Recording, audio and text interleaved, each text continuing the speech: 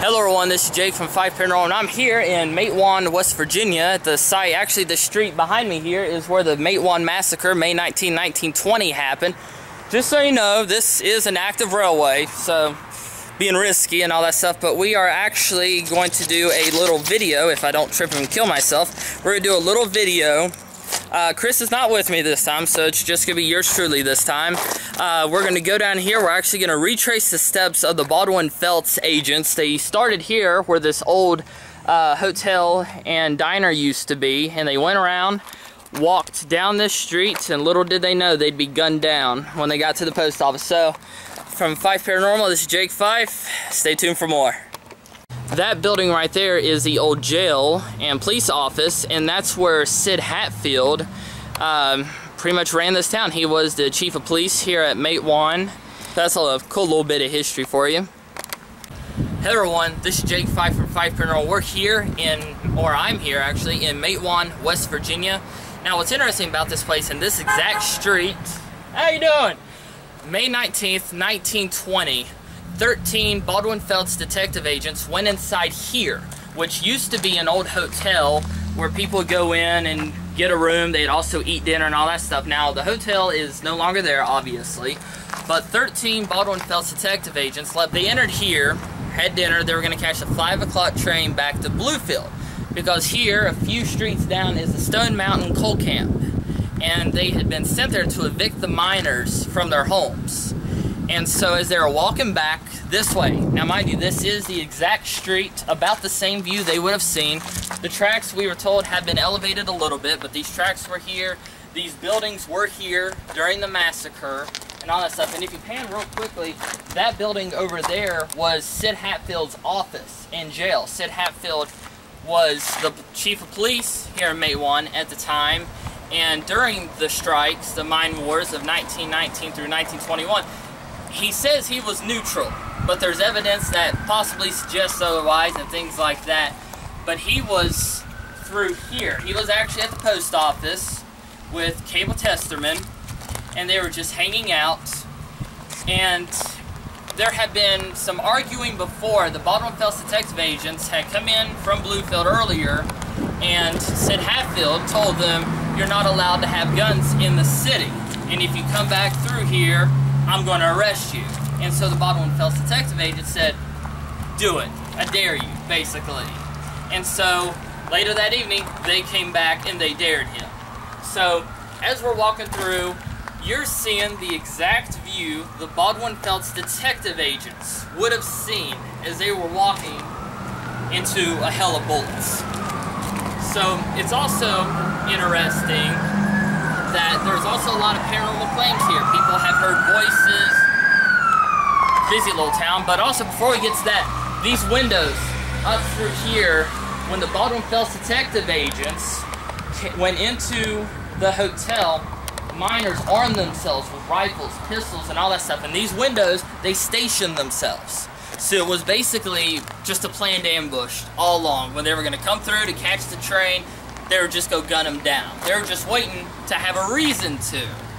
So going back to the whole paranormal claims and all of that stuff, people have seen shadow people through here. There have been voices heard, different things like that.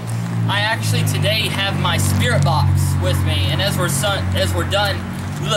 done filming this video, we're actually going to do a spirit box session where the shootout happened. Now, of course, this is a very long street and all of that stuff, but it's very cool to be able to walk in this street where all of this took place. I used to live not terribly far from here for a little while, and I've always been fascinated with the West Virginia mine wars, and this was always seen as one of the bloodiest events during the mine wars. And so to actually be here, not just be here, but to investigate as well, I'm excited to see what happens. And as we were walking through, you kind of had the feeling that there was energy through here, different things like that. But just imagine, you're walking through, going to catch the evening train and all that stuff back to your headquarters, and there's just people lined up all through here with rifles. And I don't know if they would have seen the people at the time. They probably would have concealed themselves. But just think about it. As you're watching this video, let's just to think, this is the exact, I want to make sure I don't get run over by a car and all that stuff, but this is the exact view they would have walked down. 13 of them. Now it's interesting, 13 agents. That wasn't all the agents they had in this area at the time. Many other agents, I can't remember exactly how many, they were at the depot, down this way. And when the shooting happened, everyone was kind of like, what's going on? And it was over within a few minutes. But according to court testimonies, different things like that, and testimony from Sid Hatfield himself, he said there were anywhere between 50 to 70 shots fired. And this is almost at a close range. So right now we're getting close to where the shootout happened. Actually, if you look where that little, I guess you call it, landing or something is up there, that's the post office. That's where the shootout happened. And of course, as we're walking through the buildings, there's the occasional brass plug in the wall and all that stuff. When we get down here where a lot of them are, we'll show you, but this is where it all happened. Now I'm going to stop for a sec right here. According to a lot of the eyewitness testimonies, it's kind of weird how it is. I've read a lot of eyewitness reports. I've read the official report. Some people said that they walked down this road. Some people said they came in 3 black cars and then got out about somewhere through here and started walking. No one knows 100% sure what happened, but Sid Hatfield, who, because he's police chief and all that stuff, for some reason I just feel a little more inclined to believe his because it matches up with some other people's, but he said they came in 3 black automobiles from that road where we started, and they came down about halfway. They all got out. They somewhat blocked the road with their cars, got out armed with rifles, and marched through here. Now it's cool, we're getting to the shootout site. They were all walking together, the Baldwin Phelps detective agents, and about somewhere either here or a little further, Albert and Lee Phelps, they were the heads of the whole operation, evicting the miners back that way. They broke off and told everyone basically, hey, hold here, and they went and started walking up this way. And now of course you have the Mine Wars Museum and all that stuff, and as you're going to go by, and I'll try pointing out the ones that I know for sure, you're going to see different holes in the buildings, and some of them are nail spots and things like that, but some of them are the actual bullet holes. So, drug on long enough, this is it right here. Albert and Lee Phelps showed up about right here. Outside the post office, Sid Hatfield came out and said he had a warrant for their arrest. And they said something along the lines of, what do you have to get us on? And he pulled out something signed by Cable Testament, who was the mayor at the time, saying, you brought guns into the city, I have to take you in. So he would have taken them to that jail cell over there. So when Sid confronted Albert and Lee with that information, Albert Phelps presented his own warrant for Sid Hatfield's arrest. But it wasn't from Mingo County. We are in Mingo County, West Virginia.